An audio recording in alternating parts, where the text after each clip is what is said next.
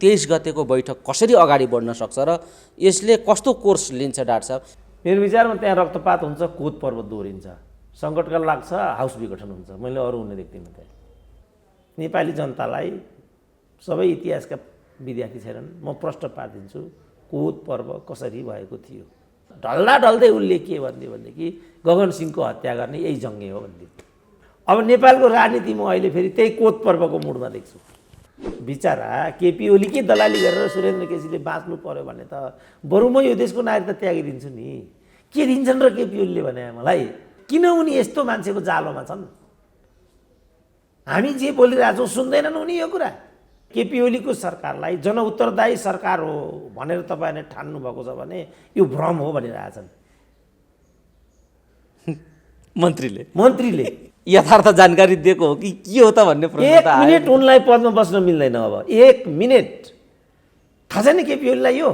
यसको निकासको बाटो बताइदिनुहोस् त, के गर्दा यिनीहरूको कल्याण हुन्छ? यो सुनुन् उनीहरूले पनि।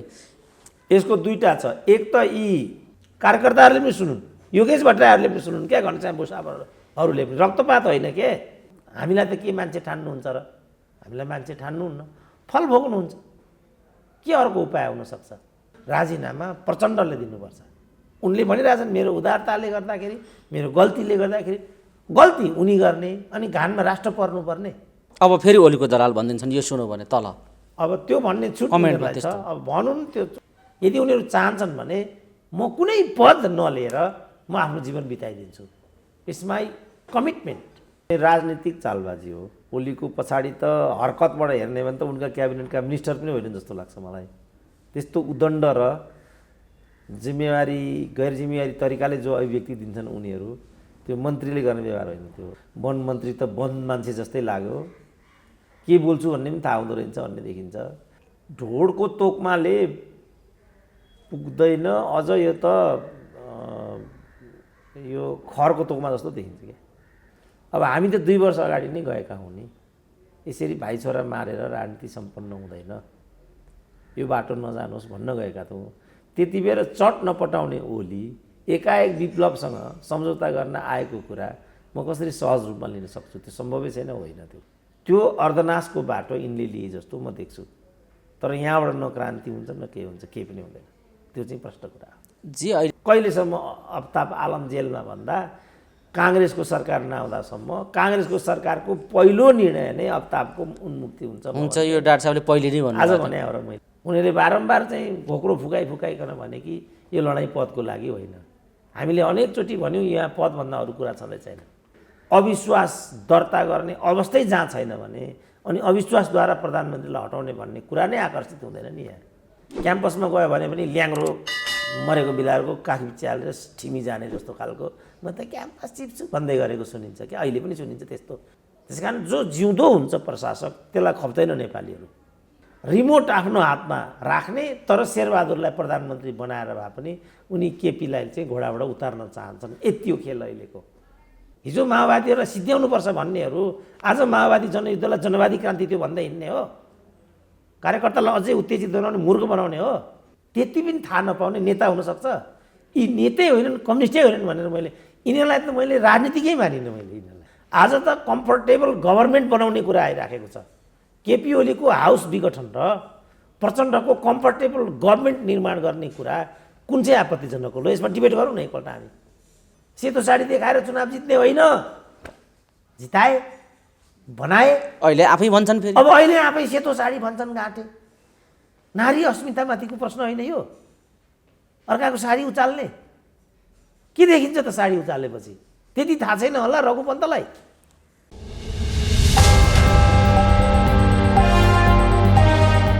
डाक्टर साहब स्वागत छ।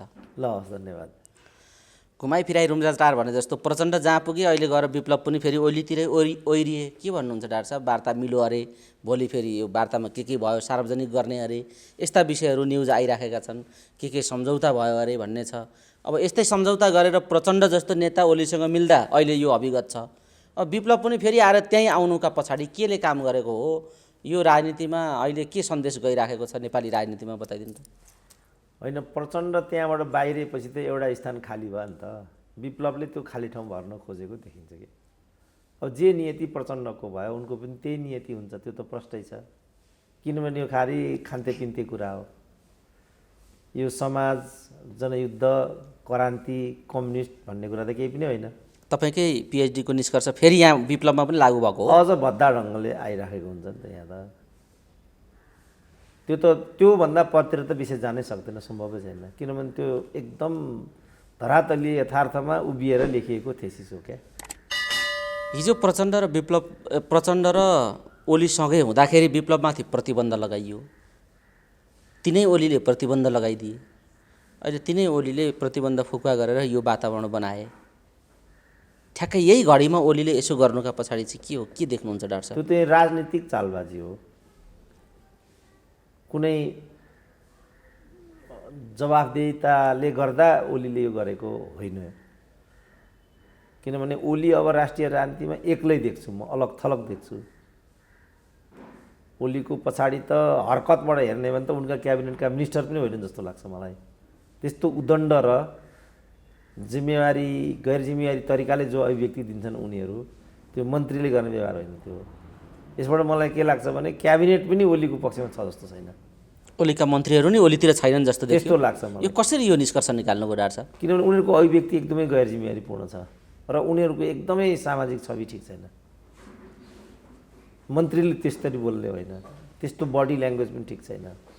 डाक्टर साहबले शिक्षा मन्त्रीतिर सङ्केत गर्नुभएको? कुन 10 जनाको त यहीँ गन्ती हुन्छ होला। जस्तो अब विगत मन्त्रीको कुरा गर्ने भने बास्कोटाको कुरा त्यही हो, बालमालको कुरा गर्नुहुन्छ भने पर्यटन मन्त्रीको कुरा त्यही हो, शिक्षा मन्त्रीको कुरा त्यही हो, वन मन्त्री त वन मान्छे जस्तै लाग्यो, के बोल्छु भन्ने पनि थाहा हुँदो रहेछ भन्ने देखिन्छ।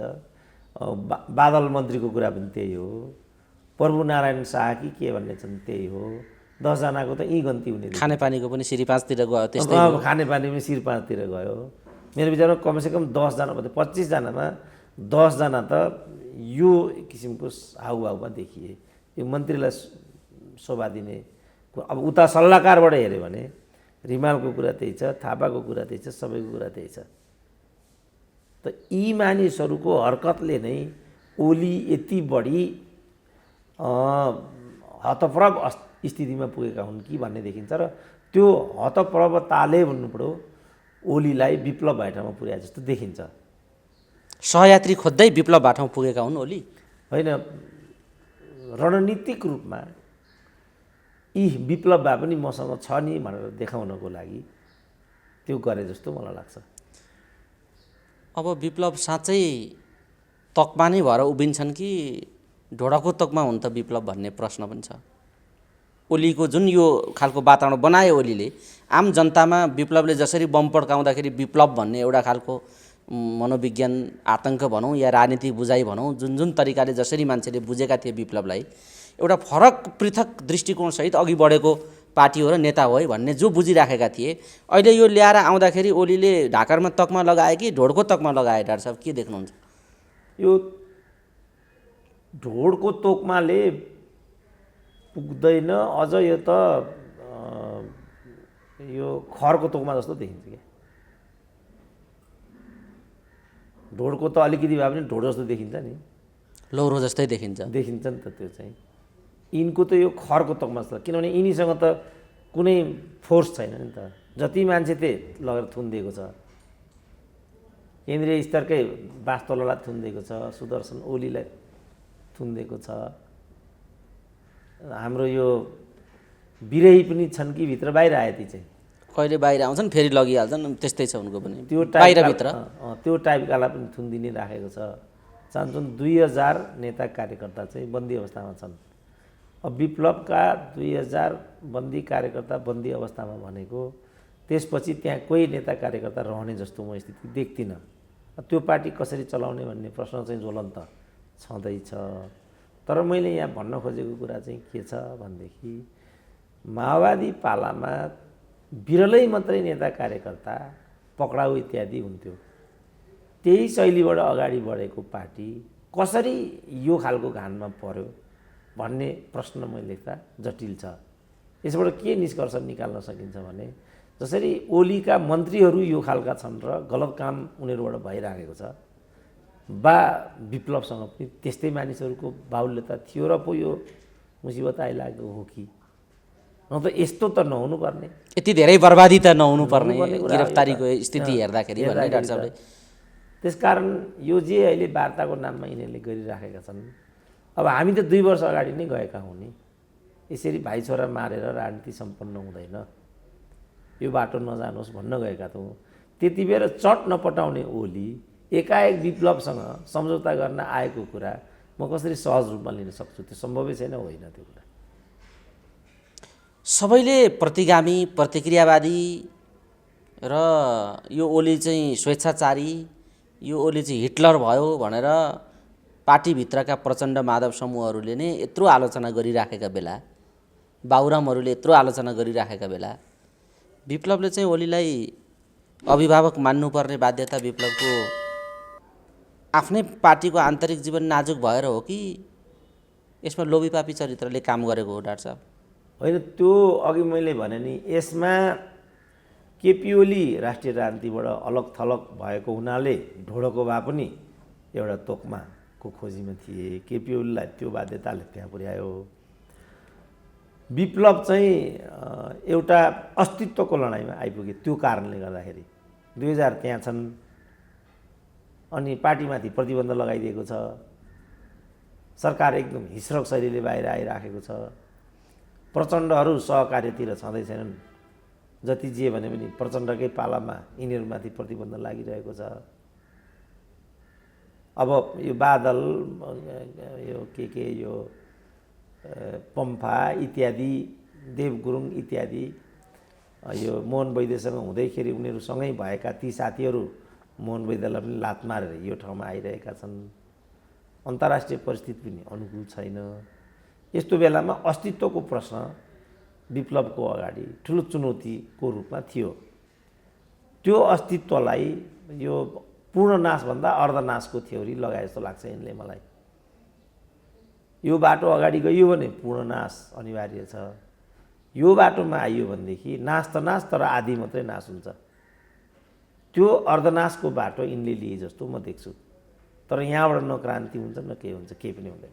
त्यो चाहिँ प्रश्न कुरा हो। जे अहिले परिणाम त गर्दै जाँदा यो जे भइराखेको छ, यो राजनीतिमा सुखद कुरा भयो कि यो भ्रमित अर्को भ्रम सिर्जना गर्ने कुरा भयो तपाईँका दृष्टिमा? त्यो भ्रमै भयो, किनभने उनीहरूले पहिलो कुरा त जसरी प्रचण्डलाई एकलौटी गर्न दिए विगत समयदेखि नै, यो दोष चाहिँ अब सिनियर नेताको रूपमा मोहन वैद्यहरूकै छ। किनभने माओवादी जियानी पार्टी थियो नि त, तर प्रचण्डले त्यसलाई चाहिँ व्यक्ति रूपमा हाँकिराखेको देखिन्थ्यो। अलिअलि सङ्घर्ष थियो बाबुरामको, तर त्यो सङ्घर्ष पनि प्रचण्डको अगाडि फिक्का नै देखियो। झन्नै ज्यानको नौबत आइलाग्यो बाबुरामलाई। भारतकै कारणले मात्रै उनको ज्यान तलमाथि नभएको भन्ने छ। त्यही कारण उनी मधेसवादीसम्म आएर विसर्जित भए। विप्लवहरू मिलिटेन्ट एउटा युवा नेताको रूपमा त्यहाँभित्र थिए भन्ने सुन्थेँ म। त पनि तात्विक रूपमा त्यत्रो जनसेना विघटन भयो र उनीहरूले पैसामा त्यो जनसेनालाई विघटन गरिदिए। जनयुद्धको मर्म त्यो थिएन नि। कसरी पैसा थाप्न सके होला तिनीहरूले, मलाई छक्क लाग्छ।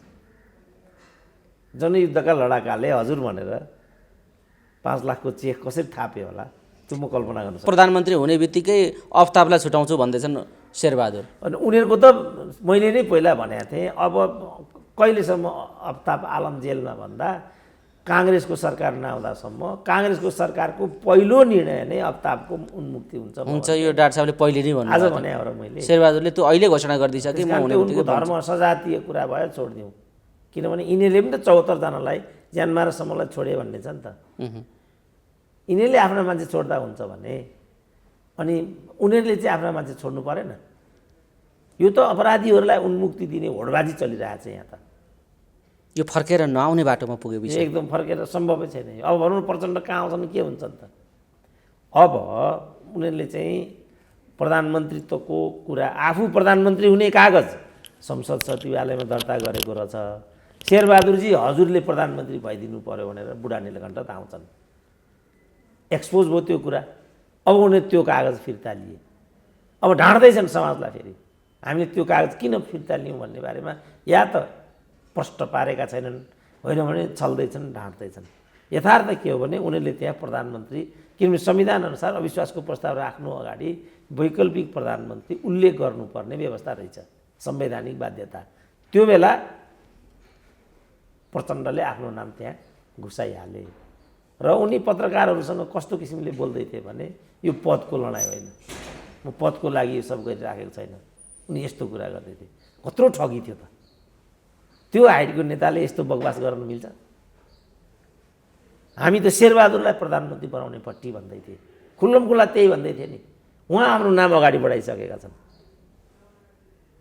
अब यस्तो खालको कुटिलताबाट अनि केपी ओलीसँग लडाइँ लड्न सकिन्छ भन्ने सोचाइ कति कफल्लो थियो त यिनीहरूको। इमान्दार हुनु पर्यो, राजनीतिमा पारदर्शी पनि हुनु पर्यो। त्यही कारणले त हामीले चाहिँ यो हरकतलाई स्वाभाविक रूपमा लिन सकेनौँ। यो केपी ओलीको दलाली हो भनेर व्याख्या गरिदिए। उनीहरूले बारम्बार चाहिँ घोक्रो फुकाइकन भने कि यो लडाइँ पदको लागि होइन। हामीले अनेकचोटि भन्यौँ यहाँ पदभन्दा अरू कुरा छँदै छैन। अब पनि यही नेतृत्व, यही पार्टी, यही सरकारले त्यो गर्छ भन्ने कुरा छैन। 23 गतेको बैठक कसरी हुन्छ हे भगवान् भन्नेमा जनता थरर भएर टेलिभिजन हेर्नुपर्ने स्थिति आइसकेको छ। अब बताइदिनुहोस् यो 23 गतेको बैठक कसरी अगाडि बढ्न सक्छ र यसले कस्तो कोर्स लिन्छ डाक्टर साहब? मान्छेहरूले अनेक संवैधानिक प्रश्नले पनि व्यवहारिक हिसाबले पनि यो ओलीको विकल्प चाहिँ अब यो संसदको 23 गते बस्ने हाउसले पनि दिन सक्दैन भनेर भनिराखेका छन्। अब प्रतिपक्षको बेन्चमा बसेर ओलीलाई निकालिदिन्छौँ भनेर एउटा खालको त्यही असन्तुष्ट समूह माधव प्रचण्डहरू भनिराखेका छन्। काङ्ग्रेसको के हो अहिलेसम्म क्लियर छैन। अब त्यो बैठक त्यस दिन कसरी सुरु हुन्छ र त्यसले के सन्देश निकास के दिन्छ, त्यसले के राजनीतिक कदम चाल्छ, त्यो बैठकले के अर्थ राख्छ यो बताइदिनुहोस् त। मेरो विचारमा त्यहाँ रक्तपात हुन्छ, कोत पर्वत दोहोरिन्छ, सङ्कटकाल लाग्छ, हाउस विघटन हुन्छ। मैले अरू हुने देख्दिनँ त्यहाँ। किनभने यिनीहरू यति उत्तेजित र यति आक्रामक भइसकेका छन्, उनीहरू योभन्दा बढी केपी ओलीलाई झेल्ने पक्षमा छैनन्, सक्दैनन्। त्यस्तो बेला जति झेल्नु यही 23 गतेसम्म हो ओलीलाई झेल्ने। म उनीहरूमा धैर्यताको बाँध फुट्ने जस्तो लाग्छ र त्यो बाँधले नै यिनीहरूलाई बगाउँछ जस्तो लाग्छ मलाई चाहिँ। किनभने अब निर्वाचन आयोगले एउटा दिशानिर्देश गरिसक्नुपर्ने, ऊ अल्झेको अल्झै छ। अब उसले दिने निर्णयले निश्चय नै केही न केही फरक पार्नेछ र त्यो फरक पार्दा दुवै समूहलाई उसले निषेध गर्न सक्ने छैन। जबकि एउटा समूहलाई निषेधित गर्नु नै पर्छ भन्ने दुवै पक्षको मनोविज्ञान छ यहाँ। उनीहरू त गर र मरको स्थितिमा राजनीति गर्दैछन्। लोकतन्त्रमा गर र मर होइन, लोकतन्त्रमा चाहिँ खेलको नियमलाई मान्नुपर्छ। लोकतन्त्रमा कि त छैनस् कि म छैन त्यस्तो हुँदैन। लोकतन्त्रमा सबैले स्पेस पाउनुपर्छ। पार्टी विभाजित भएर जाने हो भने पनि नियम कानुनको धारालाई टेकेर विभाजित हुने एउटा निकास दिनुपर्छ। लोकतन्त्र भनेको समन्वयात्मक सिद्धान्त हो। अधिनायकवादमा मात्रै प्रतिस्पर्धी र प्रतिद्वन्द्वीहरूलाई मारेर भए पनि सिद्ध्याउनुपर्छ भन्ने निषेधकारी राजनीति चल्छ। त्यो अधिनायकवादी राजनीतिको संस्कार हो। लोकतन्त्रमा जे अहिले देखा परेको छ त्यो लोकतन्त्रको चरित्र नै होइन। यो लोकतन्त्रको जडमा जाने भने उहाँहरूले यो बबन्डर गर्नै पाउनुहुन्न। ओलीले विधिसम्मत तरिकाले अविश्वासको प्रस्ताव ल्याएर हुन्छ या के हुन्छ त्यो प्रक्रियामा छिरेर निकालेर देखाऊ भनेर चुनौती दिएका छन्। ओलीले जसरी चुनौती दिएका छन् त्यो संवैधानिक रूपमा सबै बाटो विरोधीहरूको बाटो बन्द भएकै कारणले यो चुनौती दिएका हुन् कि ओलीले किन आफूलाई त्यसरी शक्तिशाली ढङ्गले दाबी गरिराखेका छन्? ओलीको अभिव्यक्तिमा तपाईँ के देख्नुहुन्छ डाक्टर साहब? होइन, यो चाहिँ चुनौती दिएका छन् ओलीले, संसदभित्र पनि उनले चुनौती दिएका छन्, हटाएर देखाओ तिमीहरू भनिराखेका छन्। यो त यस्तो हुन्छ क्या, यिनीहरूको सबै स्टेपिङ चाहिँ अपरिपक्व छ कि। जस्तो हाउसले दल विभाजन सम्बन्धी रेगुलेट नगर्दासम्म त्यो चिजले वैधता नै पाउँदैन त्यहाँ। अब त्यो चिजले वैधता नपाएपछि भोलि उनीहरू त्यहाँ गएर कुन बेन्चमा बस्ने भन्नेदेखि नै समस्या सुरु हुन्छ। त्यसपछि व्हिप लाग्ने खतरा रहन्छ। अनि त्यसपछि चाहिँ जुन अविश्वासको प्रस्तावको कुरा छ त्यो उनीहरू आफैले हामीले त्यो फिर्ता लियौँ भनिसकेका छन्। अब कानुनअनुसार चाहिँ 1 वर्षमा एकपल्टभन्दा बढी अविश्वासको प्रस्ताव दर्ता गर्न पाइँदैन। स्पिकर पनि जालसाजीमा फसिसकेको भन्ने छ,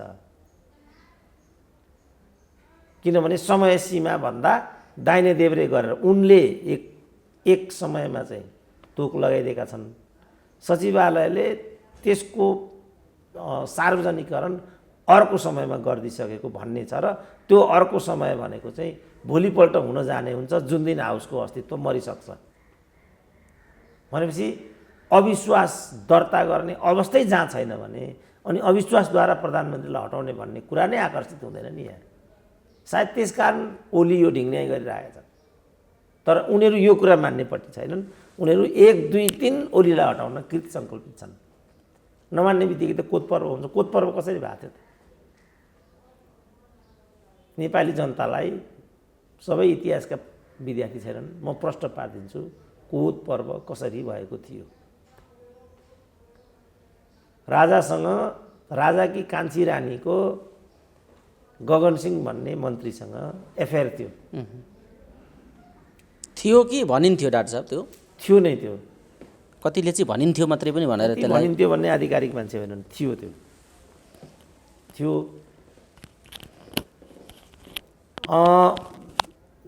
एफआइआर भएको हुनाले शक्ति मन्त्रीको रूपमा गगन सिंहसँग बढी थियो। राजा राजेन्द्र अकर्मण्य भएको हुनाले सबै शक्ति रानीमा हस्तान्तरण गरिसकेका थिए। रानीसँग राजकीय अधिकार थियो। मन्त्री पनि फतेजङ चौतरिया उस्तै अकर्मण्य थिए, किनभने ल्याङ्ग्रालाई प्रधानमन्त्री बनाउने यो देशको अभ्यास मध्यकालदेखि नै छ। जो जिउँदो प्रधानमन्त्री भयो भने मारिदिइहाल्ने, माधव सिंह थापालाई पनि मारिदिए, भीमसेन थापालाई पनि मारिदिए, अरूलाई पनि मारिदिए। मध्ययुगदेखि नै नेपालमा कुनै पनि प्रधानमन्त्री कालगतिले मर्दैन थियो। जिउँदो प्रधानमन्त्री भयो भने चाहिँ चिकुटी भए पनि, लक्ष्मीनारायण जोशी भए पनि, कोही भए पनि मारिन्थ्यो। ल्याङ्ग्रे भयो भने चाहिँ फेरि मारिँदैन थियो। त्यसकारण नेपालमा अहिले पनि म जहीँ अफिसमा गयो भने पनि ल्याङ्ग्रे नै हाकिम हुन्छ। क्याम्पसमा गयो भने पनि ल्याङ्ग्रो मरेको बिलारको काख बिचालेर ठिमी जाने जस्तो खालको म त क्याम्पस चिप्छु भन्दै गरेको सुनिन्छ क्या। अहिले पनि सुनिन्छ त्यस्तो। यस्तो यो मरेको बिरालोलाई किन यिनीहरू अगाडि बढाउँछन् भने त त्यो रहेछ ट्रेन नेपाल। किन जिउँदो भयो भने त अब सूर्यबहादुर थापाले त चलाउन सकिँदैन थियो नि। जस्तो म काहीँको हाकिम भयो भने यस्ता ल्याङ्ग्राले मलाई शासन गर्न सक्थ्यो होला र? सक्दैन थियो नि। मलाई नै आउट गरिदिएपछि त आनन्द भयो नि। त्यस कारण जो जिउँदो हुन्छ प्रशासक त्यसलाई खप्दैन नेपालीहरू। त्यसको फल चाहिँ समाजले भोगिरहेको छ। संस्थाहरू हुर्किन सक्दैनन् त्यस्तो बेलामा। अहिले हामी देखिरहेछौँ नि, कहीँ पनि गयो भने, मन्त्रालयमै गयो भने पनि कहीँ जाउँ हामी कोही ठेगानमा हुँदैन। अहिले नै हुँदैन, कहीँ पनि गयो भने त्यो देखिन्छ। कारण किनभने Nepal assertive rule, assertive personality हामी मनै पराउँदैनौँ। नेपालीहरूको एउटा संस्कार छ। त्यसले गर्दा त्यो व्यक्तिले आफ्नो स्वार्थ त पुरा गर्यो होला, तर संस्था चाहिँ बर्बाद भएर जान्छ। त्यसकारण त्यो कोत पर्वमा प्रधानमन्त्री ल्याङ्ग्रो थियो। दुईटा मन्त्रीहरूको बिचमा द्वन्द्व थियो। जङ्गबहादुर एकजना मन्त्री थिए, गगन सिंह अर्का मन्त्री थिए। जङ्गबहादुरले के देख्यो भने यो गगन सिंहलाई नसिद्धिएकन मेरो हस्ती हुँदैन भन्ने कुरा जङ्गबहादुरले देख्यो। ऊ चतुर पनि थियो, महत्त्वाकाङ्क्षी पनि थियो। एउटा योजना गरेर गगन सिंहको हत्या गरियो। अघि सम्भावना छ कि भन्ने लाइन यहाँनिर चाहिँ मिल्छ। कसैले जङ्गबहादुरले नै मरवाएको थियो पनि भन्छन्, कसैले राजेन्द्र विक्रमले नै मरवाएको थियो पनि भन्छन्। जे भए पनि गगन सिंह मारिए। गगन सिंह मारिएपछि यो खबर रानीबेटामा पुग्यो राति 10 बजे। त्यति बेर बिगुल फुक्ने भन्ने चलन थियो। धराराबाट बिगुल फुकेपछि सारा हायर अथोरिटीहरू कोतमा आउनु पर्थ्यो। त्यति बेलाको नियम थियो। सब कोतमा आए। राजाले स्थितिको आकलन गरे, यहाँ त खतरनाक स्थिति छ। राजा त्यहाँबाट बाहिरिए।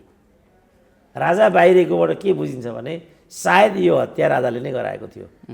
नत्र राजा जस्तो मान्छे बाहिरिनुहुन्छ। राजा त्यहाँबाट चाहिँ ब्रिटिस एम्बेसीतिर गए भन्ने छ। अब त्यसपछि के भयो, त्यो प्रक्रिया लामो हुन्छ, त्यो सबै म श्रोताहरूलाई बोझ दिन्न एकै एपिसोडमा। राजा उता गए, यता मन्त्रीहरूको बिचमा टग अफ वार सुरु भयो। के भएको कसो भएको भन्न थाले मन्त्रीहरू। छानबिनको चार्ज सुरु भयो त्यहाँ। चार्ज के भएको कसरी कसले मार्यो मन्त्रीलाई यस्तो कुरा आयो। अनि यथार्थ कुरा आफूलाई लागेको भन्ने हिसाबले अभिमान सिंह राणा भन्ने मन्त्री अघि सरे। अघि सरिसकेपछि जङ्गबहादुरले त्यहाँबाट इसारा गरिदियो भाइलाई किल्देम भनेर। त्यो इसारा पाउने बित्तिकै एउटाले गएर अभिमान सिंहलाई खुकुरीले हानिदिइहाल्यो, बन्दुकले नै हानिदियो। हानिदिएपछि ढल्यो त्यो अभिमान सिंह राणा। अभिमान सिंह राणा ढलेपछि ढल्दा ढल्दै उसले के भनिदियो भने डाइङ डिक्लेरेसन भन्छ। ढल्दा ढल्दै उसले के भनिदियो भनेदेखि गगन सिंहको हत्या गर्ने यही जङ्गे हो भनिदियो। सननन भयो त्यहाँ त। उनीहरू एक अर्कामा अब काटा आँखा तरातर हेराएर गर्न थाले। के हो यस्तो, मन्त्रीले मन्त्री मार्यो भन्ने कुरा भयो त्यहाँ त। अनि भनिसकेपछि हानाहान सुरु भयो। हानाहान सुरु भइसकेपछि प्रधानमन्त्री फतेजङ चौतरिया पक्षले पनि भाइ अब मर्नै छ भनेदेखि हिम्मतले नै मर्नुपर्छ, बढौँ अगाडि भनिसकेपछि काटाकाट सुरु भयो। जङ्गबहादुर सशस्त्र थियो, सबलाई कत्लेआम गरिदियो उसले। 31 जना मान्छेहरू मरे त्यहाँ, including prime minister and the minister. त्यहाँबाट राणा शासनको उदय भयो। कोत पर्व भनेको यो हो। जङ्गबहादुरको उदय नि त्यहाँबाट भएको हो। यसरी कोत पर्व भनेको चाहिँ यो हो। अब नेपालको राजनीति म अहिले फेरि त्यही कोत पर्वको मुडमा देख्छु। यही कुरा त्यहाँ भयो भने मलाई अनौठो हुने छैन, किनभने राजनीतिको त ट्रेन्ड त त्यही हो। सायद प्रधानमन्त्रीले मेरो सुरक्षामा चुनौती छ भनेको पनि यही कारणले हुनुपर्छ। त्यसको मतलब प्रधानमन्त्री अघि पहिलेदेखि नै सचेत छन् होइन। अब त्यसो भने प्रधानमन्त्रीलाई केले असुरक्षा छ त? 400 सुरक्षा लिएर हिँड्छन्। त्यस्तो स्थिति हुन्छ भन्ने जानी उनी आफूलाई सुरक्षा खतरा हुन्छ र सुरक्षा खतराको स्थिति त्यो हो भन्ने कुरा उनी अग्रिम रूपमा जानकार छन् भने त्यस्तो जानी त्यस्तो परिस्थिति तयार गर्ने कुरामा प्रधानमन्त्री नै सरिक हुनु झन् अमानवीय कुरा भएन? त्यसैले त यो जुन केपी ओलीको कदम चाहिँ प्रतिगामी होइन, स्वेच्छाचारी मात्रै हो, संविधानको प्रतिकूल हो। तर योभन्दा अर्को उनको अगाडि छनौट थिएन भन्ने मेरो तर्क त्यहाँबाट आएको थियो। मलाई नै ओलीको दलाल भन्थे। बिचरा केपी ओलीकै दलाली गरेर सुरेन्द्र केसीले बाँच्नु पर्यो भने त बरु म यो देशको नागरिकता त्यागिदिन्छु नि। के दिन्छन् र केपी ओलीले भने मलाई मन्त्री भन्ने कुरा होइन। मन्त्री कस्तो मान्छे हुन्छ भन्ने कुरा मलाई थाहा छैन। मन्त्री भएपछि के गरिन्छ त्यहाँ भन्ने कुरा हामी बादललाई चिन्दैनौँ र? मन्त्री छन् होइन बादल, के गर्न सक्छन् त बादलले त्यहाँ बसेर? कयौँ मान्छे अरू पनि मन्त्री भए। तर त्यस्तो किसिमको स्थिति, किनभने यो सबै कुराका वास्तविक कारक भनेका त प्रचण्ड हुन् नि। केपी ओली भनेका त परिणाम मात्रै हुन्, कारण भनेको त प्रचण्ड हुन् नि। तर संसदभित्र हाउसमा यस्तो स्थिति पैदा हुँदाखेरि पनि प्रचण्ड त त्यो स्वीकार्न तयार छैनन् नि त। अहिले पनि उनका अभिव्यक्तिमा मैले कमजोरी गरेकाले यो स्थिति आयो र यसलाई सँगाल्ने काम पनि मेरै हो भन्ने कुरामा त प्रचण्ड पनि त्यो करेक्सन गरेर प्रचण्ड त्यो ठाउँमा आइपुगेको त देखिँदैन। होइन, प्रचण्डको त गन्तव्य नै त्यही हो। माधव कुमार नेपालले 4 पूर्व प्रधान न्यायाधीशहरूले 5 प्रमुख निर्वाचन आयुक्तहरूले 10 भाइस चान्सलरहरूले किन यो कुरा बुझेनन् भन्ने पो गम्भीर छ त बाबु। प्रचण्डको त गन्तव्य नै त्यही हो। उनी जसरी भए पनि सत्ता फेरि एकपल्ट हातमा लिन चाहन्छन्, उनको यति कुरा हो। अब आफू हातमा लिन नसक्यो भने पनि रिमोट आफ्नो हातमा राख्ने, तर शेरबहादुरलाई प्रधानमन्त्री बनाएर भए पनि उनी केपीलाई चाहिँ घोडाबाट उतार्न चाहन्छन्। यति हो खेल अहिलेको। अब 4 प्रधान न्यायाधीश ती छन्, 5 प्रमुख आयुक्त ती छन्, 10 भिसीहरू ती छन्, माधव कुमार झलनाथ खनालहरू ती छन्। केपी ओली केही पनि गर्न सक्दैन, केही पनि गर्न सक्दैनन् नि। किनभने चाइचुई गर्ने बित्तिकै ऊ हिटलर आयो भनिदिइहाल्छन्। होइन, यो त हिटलर होइन भनौँ भने फेरि त्यहाँ वन मन्त्री छन्, शिक्षा मन्त्री छन्, गृह मन्त्री छन्। उनीहरू कस्तो बोल्छन् त उनीहरू। मन्त्री जस्तो त उनीहरूको घाउ भाउ बोली चाली काहीँ पनि देखिँदैन। यो केपी ओली भन्ने यही हो भन्ने पर्यो तल गएर।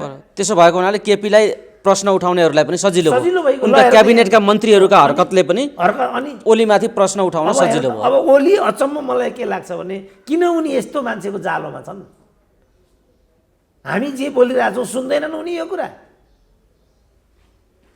किन उनी सही सूचनाबाट चाहिँ लाभान्वित हुन चाहँदैनन्? किन आफ्ना शुभचिन्तकहरू चिन्दैनन्, देख्दैनन् केपी ओली? शिक्षा मन्त्री नहुँदा दिक्षान्तमा नजाँदाखेरि पनि बोल्न नसकिने, मन्त्रीले बोल्न नसकिने कुरा उनका मन्त्री बोलिराखेका छन्। यसमा त दुई मत छैन। कोही श्री 5 भन्छन्, कोही चिडियाखाना भन्छन्, कोही माइकालाल भन्छन्। यस्तो त भइराखेकै छ डाक्टर साहब। तर यो भन्ने श्रृङ्खला चाहिँ दुवैतर्फ नै देखिन्छ। असन्तुष्ट भएका पूर्व प्रधानमन्त्रीहरू पनि मुख छाडेको हेर्ने हो भने सामान्य छैन। होइन, उनीहरू त माओवादी लाइनमा गइसके। माधव नेपालकै आक्रोशलाई हेर्ने हो भने पनि गोपाल मानको भन्दा सामान्य उनको पनि बोली देखिँदैन। तर पनि यो स्थिति जे आइराखेको छ समग्रमा सङ्कटको पूर्व घडीमा उनीहरू छन् र सिङ्गो मुलुकलाई उनीहरूको द्वन्द्वको चक्रमा हालिराखेका छन् र यो बेइमानी गरिराखेका छन्। यसलाई तोड्ने विधि के हो डाक्टर साहब? होइन, वन मन्त्रीले चाहिँ ननसेन्स कुरा मात्रै उनले अब आक्रोश मात्रै होइन, उनले चाहिँ वन मन्त्रीले ननसेन्स कुरा मात्रै गरेनन् कि आपत्तिजनक पनि कुरा गरे। केपी ओलीको सरकारलाई जनउत्तरदायी सरकार हो भनेर तपाईँहरूले ठान्नुभएको छ भने यो भ्रम हो भनिरहेछन् मन्त्रीले। अब शब्द छनौट नजानेको हो कि यथार्थ जानकारी दिएको हो कि के हो त भन्ने प्रश्न त 1 मिनेट उनलाई पदमा बस्न मिल्दैन। अब 1 मिनेट थाहा छैन केपी ओलीलाई यो? अब मणिले पनि त्यसो भनेर बसिराखेकै छन्, स्वाभाविक हुन्छ होला डाक्टर साहब। होइन, मणिले त बिचरा श्री 5 को सरकार भनेको कुरालाई यस रूपमा लिनु मलाई लाग्छ उनीप्रति अन्याय हुन्छ। उनी चुकेका छन्, त्यो कुरा पक्का हो। तर यो त डरलाग्दो चुकाइ छ। मैले यो सुने, उन त्यसरी बोलिरहेको छ। अब ननसेन्स कुरा, वनस्पतिले कार्बन डाइअक्साइड फ्याँक्छ कि अक्सिजन फ्याँक्छ अथवा अरू कुराहरू के हुन्छन्, प्राविधिक कुरा अथवा सन्दर्भ नमिल्ने कुराहरू आफ्नो ठाउँमा ठिकै छ। अब 7 गियर लाउने कुरा भन्थे पहिला, के भन्थे कस्तो, त्यसलाई प्राविधिक रूपमा हेरौँ, छोडिदिउँ। तर केपी ओलीको सरकारलाई जनउत्तरदायी सरकार हो भनेर तपाईँहरूले ठानेको हो भने तपाईँहरू ठुलो भ्रममा हुनुहुन्छ भने चाहिँ औँला यसो ठडेठडेका। त यसबाट के बुझिन्छ भने उहाँहरूले आफ्नो चाहिँ धरातल बिर्सिसक्नुभयो। जहाँसम्म समाधानको कुरा छ त्यो त मैले पहिला पनि भनेकै छु, के भने पावर सेयरिङ भन्दा अर्को विकल्प छैन। होइन, नमानुन् उनीहरू यो सुझाव आज नमानुन्, कत्लेआम गरेर मानुन्, भोलि दुर्घटना बिहोरेर बागबजारमा रुँदै हिँड्दाखेरि सम्झिउन्, त्यो अर्कै विषय हो डाक्टर साहब। तर समयमा आज एउटा कुरा भनौँ कि यो सङ्कटबाट, किनभने डाक्टर सुरेन्द्र केसीले समयमा यो कुरा भनेका थिए भन्ने कुरा चाहिँ कम्तीमा दर्ज होस्। किनभने लगभग अँध्यारो सुरुङतिर गइराखेको त हामी प्रश्न देखिराखेकै छौँ। किनभने संवैधानिक प्रश्न पनि उठेको छ। यहाँ कसैले पार्टी फुटाउने स्थिति पनि छैन, जोडाएर अघि बढ्ने स्थिति पनि छैन। अविश्वासको प्रस्ताव पनि घातक छ, नगर्दाखेरि ओलीको निरन्तरता स्वीकार्न सक्ने स्थितिमा पनि विरोधीहरू छैनन्। ओलीले पनि वार्ताद्वारा समस्या समाधान गर्न सकेको या सबैलाई मिलाएर जान सकेको स्थिति देखिँदैन। त्यसो भएको हुनाले यो सङ्कटको महत्त्व एउटा जटिल घडीमा यसको निकासको बाटो बताइदिनुहोस् त। के गर्दा यिनीहरूको कल्याण हुन्छ यो सुनुन् उनीहरूले पनि। यसको दुईटा छ। एक त यी 4 पूर्व प्रधान न्यायाधीशहरूले बिच बचाउ गर्न सक्छन्, किनभने यो हाउस पुनर्स्थापना मूलतः उनीहरूकै कारणले सम्भव भएको भन्ने छ। 4 जना पूर्वका पूर्व यसको जिम्मेदारी उनीहरूले पनि लिनुपर्छ भन्ने हो डाक्टर साहबको तर्क? होइन, उनीहरूले बिच बचाउको भूमिका खेल्न सक्छन्। उनीहरूले स्वार्थका लागि यो गर्नुभन्दा एउटा गुरुतर दायित्व निर्वाह गर्नु राम्रो हुन्छ नि त। उनीहरूले हाउस पुनर्स्थापित गराए, आफ्नो अहङ्कारलाई त सिद्ध गरे, प्रचण्डहरू प्रसन्न पनि भए, लड्डु पनि खाए। तर राजनीति कत्लेआमतिर गयो भने यसको जिम्मेवारी उनीहरूको भागमा कति पर्छ भन्ने प्रश्न त आयो। त्यसकारण त्यो ठाउँमा चिज नपुग्दै उनीहरूले हस्तक्षेप गरेर तपाईँहरूको यो रात दिनको कलह र लडाइँले संवैधानिक राजनीतिक सङ्कट मात्रै होइन, राष्ट्रिय अस्तित्वमाथि नै प्रश्न उत्पन्न हुन लागेको कुरा हामी टुलु हेर्न सक्दैनौँ। त्यसकारण तपाईँहरू यो बिन्दुमा मिल्नुपर्छ भनेर एउटा बिन्दु दिने एक विकल्प यो छ। अर्को चाहिँ भूमिका राष्ट्रपतिबाट पनि हुनसक्छ। के मै बढ्ता हुँ त्यसो भने म राजीनामा दिदिउँ भन्दै तपाईँहरूको मिलन बिन्दु के हुनसक्छ? त्यो उनले भन्न सक्छिन्। यो द्वन्द्व समाधान गर्न कुनै भूमिका खेलेको त देखिएन नि त राष्ट्रपतिले पनि। कुनै दलहरूका नेताहरूसँग छलफल गरेको, अन्य दलहरूलाई बोलाएको कुरा देखिँदैन। त्यो भूमिका राष्ट्रपतिले पनि निर्वाह गरेको देखिँदैन। अब डाक्टर साहबले त्यो एउटा विकल्प त दिनुभयो, तर त्यो सम्भावना अत्यन्त न्यून देखिन्छ डाक्टर साहब। अहिलेसम्मको स्थिति हेर्दा त्यो विकल्प कति प्रभावकारी होला भन्ने पनि छ। अनि त्यो जस्तो दर्ज गराउँ भन्ने कुरा आयो नि त। अब योभन्दा अर्को वैकल्पिक एउटा सुझाव दिने स्थिति पनि त छैन। किनभने द्वन्द्वमा कस्तो हुन्छ भने, विवादहरूमा कस्तो हुन्छ भनेदेखि ठुल्ठुला धर्मगुरुहरू, सामाजिक अभियन्ताहरू, बौद्धिकहरूले पनि कहिलेकाहीँ भूमिका खेल्छन्। तर हाम्रो देशमा त्यो तिनटै कुरा हुर्किन दिइएन। बौद्धिक पार्टीको लठुवा नै हुनुपर्ने, नागरिक समाज पार्टीको कार्यकर्ता नै देखिहाल्यो नि अस्ति, देखिहाल्यो। धर्मगुरुहरूको त नेपालमा एक्जिस्टेन्स नै छैन। खोइ त ठुल्ठुला धर्मगुरुहरू नेपालमा को हो त त्यो? जस्तो राजाका पालामा स्वामी प्रपन्नाचार्य थिए, योगी नरहरिनाथ थिए, उनीहरू दरबारकै लागि काम गर्थे होला, तर उनीहरूको विलक्षण एउटा पहिचान थियो नि त। खोइ त त्यस्ता व्यक्तिहरू अहिले नेपालमा, जस गणेश राज शर्माजी हुनुहुन्थ्यो, त्यति बेला चाहिँ वरिष्ठ कानुनविद, त्यस्ता सर्वमान्य बौद्धिकहरू खोइ त अहिले। किनभने पार्टीको झोला नबोकिकन जन्ती पनि पाइँदैन, मलामी पनि पाइँदैन, अवसर त पाइँदैन भन्ने कुरा चाहिँ व्यवहारद्वारा सिद्ध भयो। बडा बडा चिकित्सकहरू हुन्थे हिजो। विकल्प एउटा राष्ट्रपतिको दिनुभयो तपाईँले। 4 पूर्व प्रधान न्यायाधीश जसले यहाँसम्मको हस्तक्षेप गरे, हस्तक्षेप गर्न सक्दा रहेछन् नि त, यहाँ पनि गर्नु न त हस्तक्षेप। 4 पूर्व प्रधान न्यायाधीश और राष्ट्रपति, उनीहरूले बीच बचाउको एउटा भूमिका खेल्न सक्छन्। यदि मलाई उनीहरूले भूमिका खेल्ने पात्र ठान्छन् भने म यहीँबाट आह्वान गर्छु, तपाईँहरूले लिएको बाटो गलत छ, यो आत्मघाती बाटो हुन्छ। म उनीहरूलाई एउटा टिप्स के विकल्प दिन्छु भने, केपी ओलीको वास्तवमा प्रतिष्ठापूर्ण बहिर्गमन हुनैपर्छ। तर त्यही माथि पनि धक्का दिए नि त। त्यसैले उनलाई जबरजस्ती ठेल्नुको मतलब त्यो मान्य छैन कसैलाई पनि। किनभने मान्य छैन भने भोलि अर्कोले पनि त बाहिरिनुपर्छ। विशिष्ट पदाधिकारीहरूलाई प्रतिष्ठापूर्ण बहिर्गमन दिनुपर्छ। केपी ओलीलाई प्रतिष्ठापूर्ण बहिर्गमनको बाटो खुलाउनको लागि 1 वर्ष उनलाई प्रधानमन्त्रीको रूपमा काम गर्न दिउँ, 6 महिनाभित्र पार्टीको महाधिवेशन गरौँ। त्यसपछि अन्तिम जो वर्ष हुन्छ, त्यो अन्तिम वर्ष चाहिँ चुनावी सरकारको रूपमा प्रचण्डको प्रधानमन्त्रीत्वमा सरकार बनाउने कुराको सुनिश्चितता गरौँ।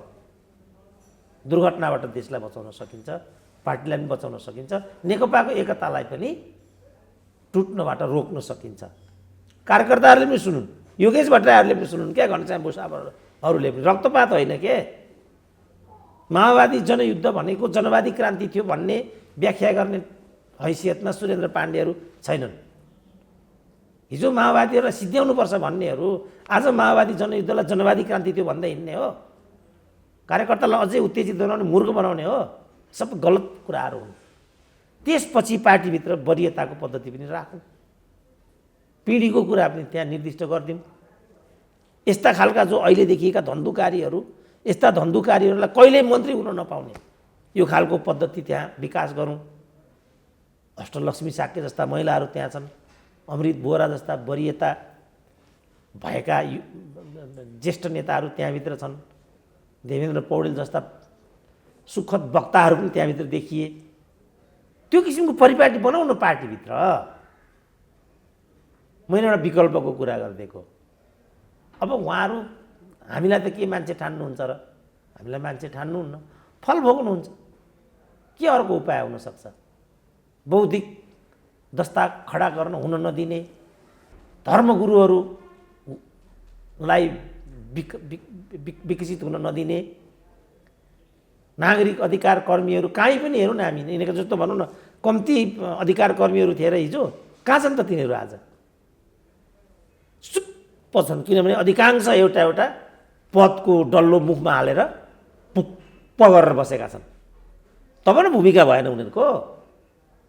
त्यो नागरिक समाज इत्यादि भन्ने कुरा नै पद हत्याउने एउटा सिडीको रूपमा उनीहरूले व्यूह रचना गरेको भन्ने कुरा त व्यवहारले सिद्ध गरेको छ नि। आज राम्रो राम्रा योजनाविदहरू छैनन् देशमा, परराष्ट्रविदहरू छैनन् आज देशमा। अब यो त यिनै नेताहरूले विकास गरेको चाहिँ एउटा संस्कार हो नि। यो स्वार्थमुखी हो, यो पदमुखी हो, यो गुटगत व्यवहारको एउटा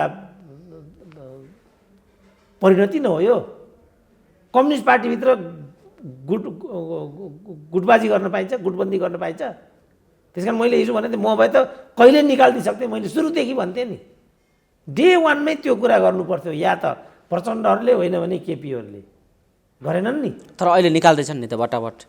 सुभाष नेम्बाङलाई कारबाही गरेका छन्, यता सूर्य थापाहरूलाई पार्टीबाट कारबाही गरेका छन्, ओलीलाई नै कारबाही गरे माधव प्रचण्ड। छ त अर्थ यो अर्थ छ कि छैन? छ त अर्थ भने नि। किनभने दुईटा अध्यक्षले सही गरेको भन्दा अर्को कागज आधिकारिक नै हुँदैन, त्यो विधानमा लेखिएको छ। अनि मैले यसलाई निकाल्ने, उसलाई निकाल्नेको कुनै अर्थ बन्छ त्यहाँ? त्यति पनि थाहा नपाउने नेता हुनसक्छ। यी नेतै होइनन्, कम्युनिस्टै होइनन् भनेर मैले यिनीहरूलाई त मैले राजनीतिकै मानिनँ। मैले यिनीहरूलाई, यी त राजनीतिक कर्मीहरू हुन् र उनीहरूले गरेको यो राजनीतिक व्यवसाय हो। यो राजनीति भनेको समाज बदल्ने प्रक्रिया हो। डाक्टर साहब, यो धेरै पटक भन्नुभयो, तपाईँको निष्कर्ष पनि यी कम्युनिस्ट पनि होइनन्, यिनीहरू चाहिँ राजनीतिज्ञ पनि होइनन् भन्ने निष्कर्ष विगत लामो समयदेखि डाक्टर साहबको एउटा आलोचना र निष्कर्ष रहँदै आएको पनि छ। कालान्तरमा जे भन्दै हुनुहुन्छ त्यो नेर पुग्दै गइराखेको पनि छ। नेपाली जनताले त्यही भएर नै डाक्टर सुरेन्द्र केसी खोजिराखेका हुन्छन् हरेक विचार र दृष्टिकोणहरूमाथि धारणा बनाउनका निम्ति। अब हामी कुराकानीको अन्तिम चरणमा छौँ, जाँदा जाँदै बताइदिनुहोस्, यो निर्वाचन आयोगको अकर्मण्यता अर्थात् निर्वाचन आयोगले दिने निर्णयको ढिलासुस्तीका कारण पनि यो विषय पेचिलो बनिराखेको छ भनेर निर्वाचन आयोगमाथि पूर्व आयुक्तहरूले पनि विज्ञप्ति जारी गरेर छिटो निर्णय देऊ भनेका छन्। र प्रचण्ड घुमाउरो तरिकाले अब त्यहाँको सेटिङ पनि तोडिन्छ। सर्वोच्चको त तोड्यौँ हामीले, एउटा मोर्चा जित्यो, एउटा ब्याटल जित्यो, यो अर्को ब्याटल हो, यहाँ पनि सेटिङ छ, अब यसलाई पनि हामी तोड्छौँ भनेर अभिव्यक्ति दिइराखेका छन्। प्रचण्ड आफ्नो अनुकूल भएन भने त्यहाँमाथि पनि प्रहार गर्ने उनले पूर्व सङ्केत दिइसकेका छन्। यो निर्णय पनि त्यहाँ आउन ढिलो भइराखेको स्थिति छ र यसको समग्र कुराको गन्जागोल पार्ने कुरा चाहिँ त्यहाँको निर्णयले पनि गरिराखेको छ भन्ने तर्कहरू उठेका छन्। त्यो किन ढिलो भएको छ र त्यसले गर्ने निर्णय कस्तो खालको हुनुपर्छ भन्दा पनि तपाईँ कस्तो खालको निर्णय आयो भने समाधान देख्नुहुन्छ? तपाईँलाई के लाग्छ डाक्टर साहब? अब यस्तो आउनुपर्छ भनौँ भने त फेरि हस्तक्षेप हो भन्ने कुरा आउला। त्यही भएर त्यहाँको निर्णय कस्तो आयो भने सहज हुनसक्छ भन्ने डाक्टर साहबलाई लाग्छ? हामी यस्तो आउनुपर्छ त भन्दैनौँ। हामी चाहिँ पूर्व प्रमुख निर्वाचन आयुक्त पनि होइनौँ, पूर्व प्रधान न्यायाधीश पनि होइनौँ। हामी त्यस्तो बोल्दैनौँ। संवैधानिक निकायले गर्ने निर्णयमा हामीहरूले यस प्रकारले एउटा गतिविधि गर्ने कुराको पक्षमा हामी छँदा पनि छैनौँ। तर सामान्य धारणालाई पनि अपव्याख्या गरेर यहाँ प्रोपोगन्डा गर्ने प्रवृत्ति पनि छ नि त डाक्टर साहब। त्यही भएर कतिपय सन्दर्भमा चाहिँ यस्ता प्रश्नहरू राख्न पनि अप्ठ्यारो महसुस हुँदै पनि यो जटिलताका बिचमा मैले डाक्टर साहबलाई सोधिरहेको छु। होइन भने यसको एकदम यो यिनीहरूले जो जटिलता जो इत्यादि भनेका छन् त्योसँग यो सम्बन्धित नै छैन। मैले त्यहाँको प्रवक्ताको लाइभ सुनेको थिएँ। उनले के भन्थे भने आजसम्म कुनै पनि समूहले आफ्नो आधिकारिकता माग गरेर हामीसँग आह्वान गरेकै छैन। अनि सडकमा हामी कसैको आधिकारिकता दिँदै किन हिँड्ने? आज पनि माधव प्रचण्ड त फेरि निर्वाचन आयोगमै पुगिराखेका छन्। त्यसो भने हामी अपेक्षा गरौँ उनीहरूले आफ्नो आधिकारिकताको बारेमा चाहिँ त्यहाँ आफ्नो जे दिनुपर्ने कुरा, जान त प्रधानमन्त्री पनि गएका हुन् नि र प्रचण्डहरू पनि पटक पटक त्यहाँ गइरहेका हुन्। त्यसको अतिरिक्त मैले निर्वाचन आयोगको प्रवक्ताको प्रत्यक्ष के सुने भने आधिकारिकता त त्यो बेला दिन्छ जब उनीहरूले आधिकारिकताको माग गर्छन्। कसैले आधिकारिकताको मागै गरेको छैन भने सडकमा हामी आधिकारिकताको पत्र थमाउँदै हिँड्ने भनिरहेछ उनले।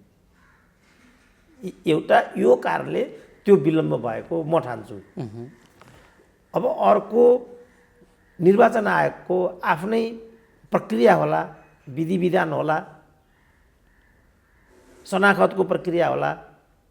अरू कुराहरू होलान्, कति संवैधानिक कुराहरू पनि होलान्। त्यति होला।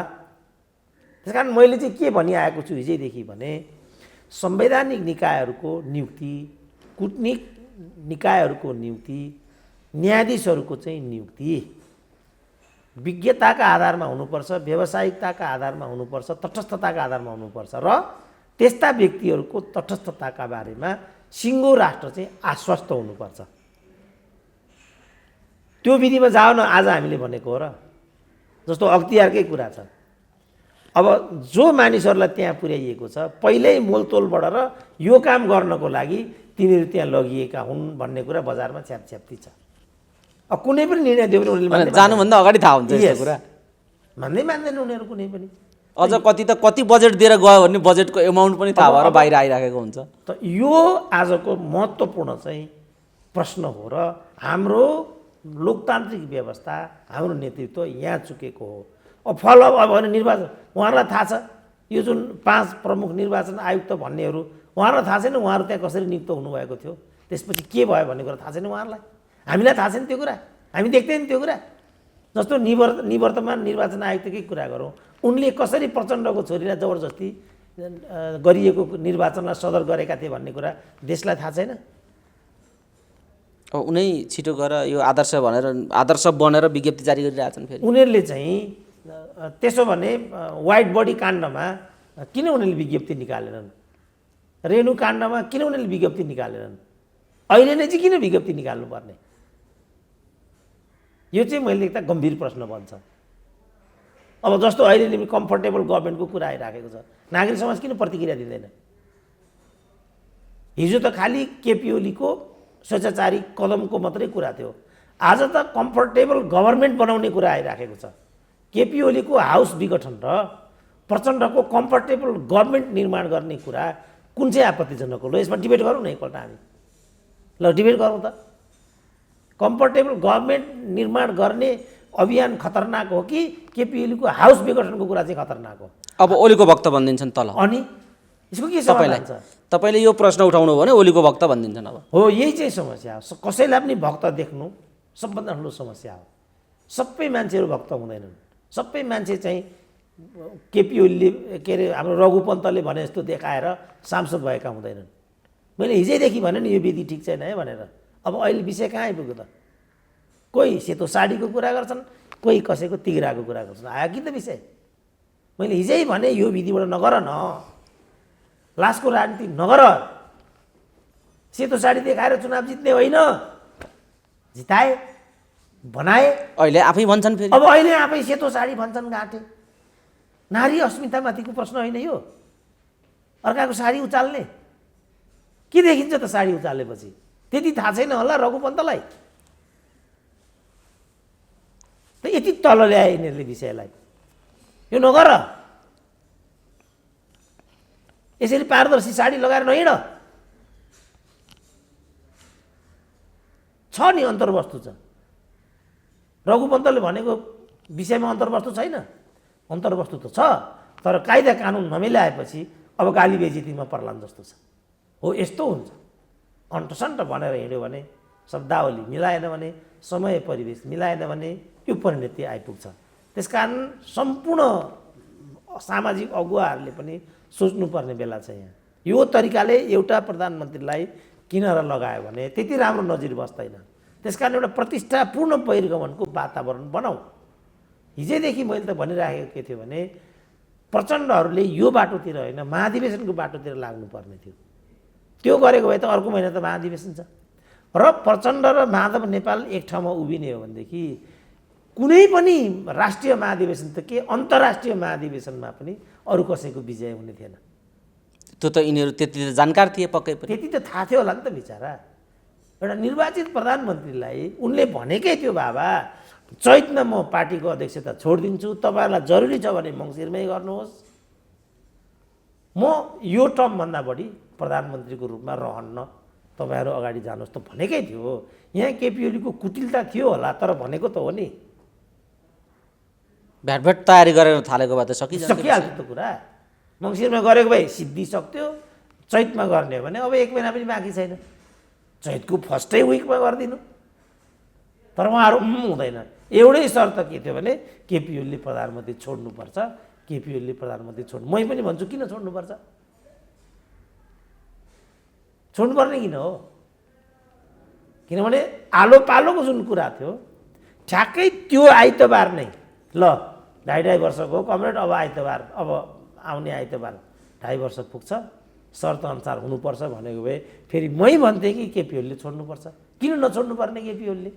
बपौती हो र? त्यो त 5 वर्षकै लागि केपी ओली नि प्रधानमन्त्री हुन् भनेर प्रचण्डले त सार्वजनिक बस त्यसपछि छोडेकै हुन् नि। यो स्थिति आइलाग्यो। त्यस पछाडि हो यसको, त्यसै कारण मैले भने राजीनामा केपी ओलीले होइन, राजीनामा प्रचण्डले दिनुपर्छ। उनले भनिरहेछन् मेरो उदारताले गर्दाखेरि, मेरो गल्तीले गर्दाखेरि, गल्ती उनी गर्ने अनि घानमा राष्ट्र पर्नुपर्ने, यो त मान्ने कुरा होइन नि त। समस्याको जड यहाँ हो। यो चिजलाई प्रचण्डले रियलाइज नगर्दासम्म अब फेरि ओलीको दलाल भनिदिन्छन्, यो सुनौ भने तल। अब त्यो भन्ने छुट कमेन्टमा उनीहरूलाई छ। अब भनौँ त्यो त्यसो भन्नेहरूलाई एउटा राम्रो घुस्ने गरी एउटा केही दिनु न डाक्टर साहब, होइन, जो त्यसो भनिराखेका छन्। तपाईँले आफ्नो गुण र दोषका आधारमा देखिएको सच्चाइ जो जनतालाई बताउन खोजिराख्नु भएको छ, झोला बोक्नेहरू त तल भिडिहाल्छन्। फेरि यो जो ओलीको भक्त या प्रचण्डको भक्त, यो कोनी के जाति भनेर यस्तो आइराख्ने कुराहरू हुन्छन्। डाक्टर साहबले यसलाई अलिकति चिरेर यिनीहरूलाई के भन्न चाहनुहुन्छ? होइन, उनीहरूलाई म के भन्छु भनेदेखि अब गुण र दोष मेरो एजेन्डा हो। म निषेधको राजनीतिमा म विश्वास गर्दिनँ। म एउटा बौद्धिक हुँ। मैले राजालाई पनि भेटेको छु, प्रचण्डलाई पनि भेटेको छु, केपी ओलीलाई पनि भेटेको छु, भारतलाई पनि भेट्छु, पाकिस्तानलाई पनि भेट्छु, स्पेनदेखि राजदूतहरू भेट्न आउँछन् मलाई यहाँबाट, इन्डियाबाट। कसैसँग पनि भेट्नको लागि मेरो विभिन्न युनिभर्सिटीमा पनि पुग्नु भएको छ, बस कार्यक्रम पनि गर्नुभएको छ। कतिवटा यो कोभिडले यसपालि क्यान्सिल भए बताउनु पनि भएको छ। कारणले मेरो अब म हार्वर्डमा चाहिँ ज्ञानेन्द्रलाई भेटेँ, role of Nepali monarchy making of Nepali nationalism भन्ने टपिकमा। डाक्टर साहब, तपाईँ पारदर्शिताको कुरा गर्नुहुन्छ र आफ्नो जीवनमा व्यक्तिगत कुरामा पनि जति पारदर्शिता रूपमा तपाईँ आफूलाई पनि प्रस्तुत गर्नुभएको छ, आफ्नो कुरा पनि यसरी राख्नु भएको छ, तर त्यो पारदर्शितामाथि पनि फेरि पदकै लोभले भनेर छोड्दैनन् मान्छेहरू। यो मान्छेको पूर्वाग्रह हो कि नबुझेका हुन् मान्छेले? होइन, अब पूर्वाग्रह किनभने यस्तो पनि छ यसमा त, सबै पद्धति र विगतले के देखाउँछ भने नेपालीहरू पद विषयमै केन्द्रित रहेर आएको विरासत देखिन्छ क्या।